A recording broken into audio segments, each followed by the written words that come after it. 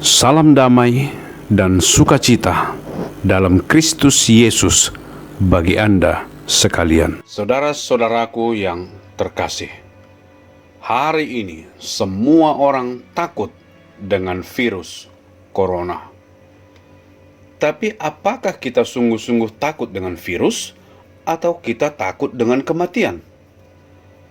Lalu kita harus tanya diri kita sendiri pertanyaan lain. Mengapa kita sangat takut dengan kematian?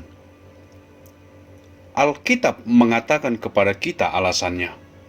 Di dalam 1 Korintus pasal 15 ayat 55 sampai 58 saya akan bacakan. Hai maut, di manakah sengatmu? Hai maut, di manakah kemenanganmu? Sengat maut ialah dosa, dan kuasa dosa ialah hukum Taurat. Tetapi syukur kepada Allah yang memberikan kita kemenangan melalui Yesus Kristus Tuhan kita. Karena itu, saudara-saudara yang kekasih, berdirilah teguh, jangan goyah, dan giatlah selalu dalam pekerjaan Tuhan. Sebab jerih payahmu tidak akan sia-sia di dalam Tuhan. Jadi kita lihat di sini, Alkitab berkata mengapa kita miliki rasa takut akan kematian, karena kita takut dengan sengat dosa. Saya pikir jika Anda melihat kobra mendekat dan ingin menyengat Anda akan sangat ketakutan karena Anda tahu ada racun yang sangat mengerikan dan menakutkan. Kita semua takut kematian karena kita semua tahu bahwa kita adalah orang berdosa. Dan kita semua tahu bahwa Allah adalah kudus. Dan Allah yang kudus harus menghakimi dosa. Tapi tentu saja ada banyak orang yang berkata, tapi aku bukanlah orang berbuat dosa besar. Tetapi yang ingin disampaikan juga di sini ada di ayat 56. Kuasa dosa ialah hukum Taurat.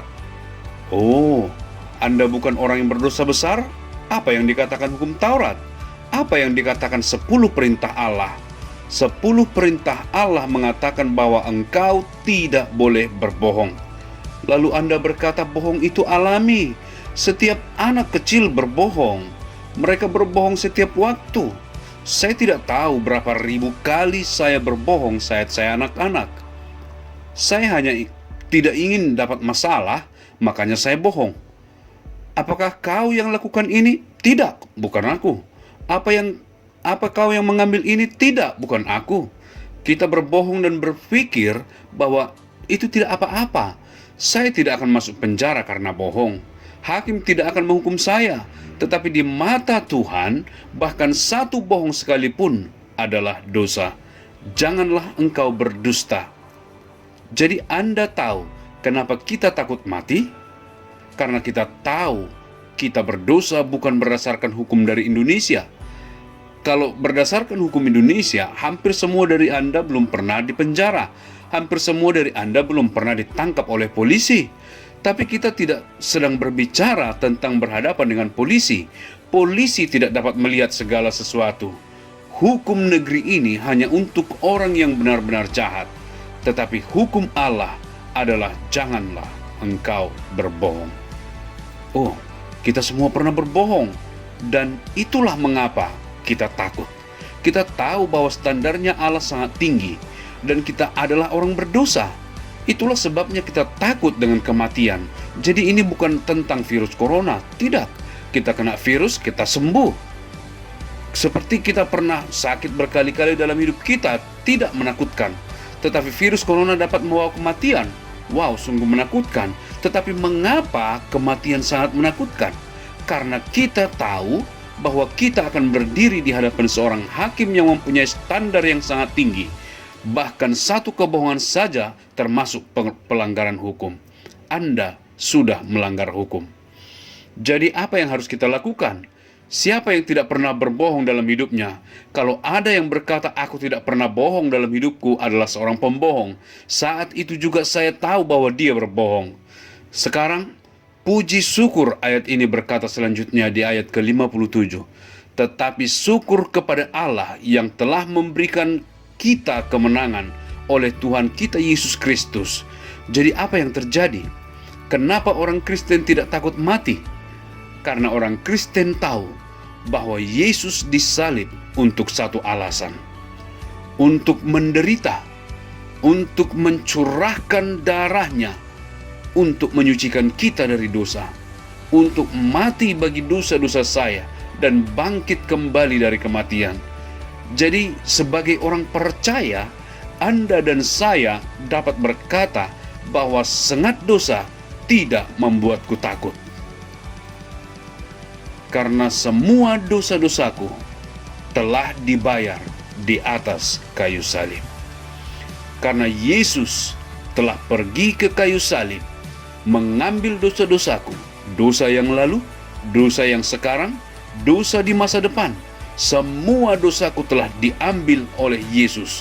Yesus telah menderita untuk itu. Yesus mencurahkan darahnya untuk menyucikanku dari dosa, dan Yesus mati untuk dosa-dosaku. Dan dia telah bangkit dari kematian. Ketika Yesus di kayu salib, dia mengatakan sesuatu yang luar biasa.